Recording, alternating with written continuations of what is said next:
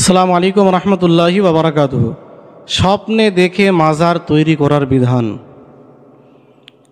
আজ কিছু লোক এই কাজ করছে, বলে যে আমি স্বপ্নে দেখেছিলাম আমাকে আল্লাহর একজন ওলি বলেছেন যে অমুক জায়গাতে আমার কবর আছে, সুতরাং তুমি ওই জায়গাতে আমার মাজার তৈরি করে দাও, গম্বাদ তৈরি করে দাও। আর কি করছে? এই গম্বাদ তৈরি করে দিচ্ছে, মাজার তৈরি করে দিচ্ছে। মাজার তৈরি করার পর মানুষ এখানে জিয়ারত করতে যাচ্ছে, ফাতিয়া করছে, উরুস পর্যন্ত করছে, মেলা পর্যন্ত লাগিয়ে দিচ্ছে। এই যে কাজকর্মগুলি স্বপ্নে দেখে মাজার তৈরি করা প্রসঙ্গে, এ প্রসঙ্গে আমাদের মনে রাখতে হবে যে এই স্বপ্নে দেখে মাজার তৈরি করা এটা সম্পূর্ণভাবে নাজায়েজ ও গুনাহ। স্বপ্নে দেখে মাজার তৈরি করা যাবে না। আর যদি কেউ তৈরি করে দেয় তো সেটাকে ভেঙে ফেলতে হবে। ওই জায়গাতে গিয়ে জিয়ারত করাও যাবে না, উরুস পালন করা যাবে না, ফাতিয়া করাও যাবে না, কারণ এর কোনো অস্তিত্বই নেই। আর স্বপ্নের কথা গ্রহণযোগ্য নয়। আপনি কিভাবে কনফার্ম হবেন যে যেই ওলি আপনাকে স্বপ্নে এসে বলেছেন তিনি প্রকৃত আল্লাহর ওলি? স্বপ্ন শয়তানের তরফ থেকেও হয়, সুতরাং স্বপ্নের কথার উপরে বিশ্বাস করা যাবে না।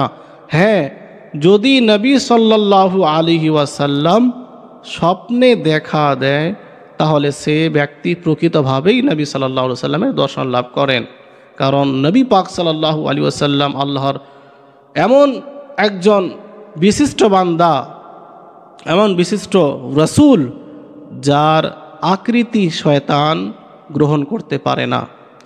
বাকি কোনো পীর হোক বা অলি হোক বা কোনো মানুষ হোক, তাদের আকৃতি শয়তান গ্রহণ করতে পারে।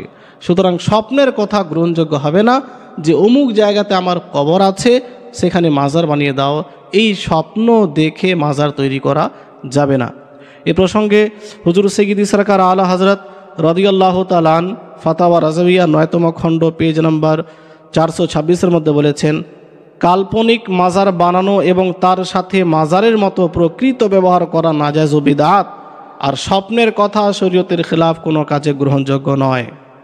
অনুরূপভাবে ফাতাওয়া আজিজিয়ার মধ্যে বলা হয়েছে, লাআনাল্লাহু মান যারা বিলা মাজার, যে ব্যক্তি বিনা মাজারে বা বিনা কবরে জিয়ারত করে তার উপর আল্লাহর অভিশাপ রয়েছে।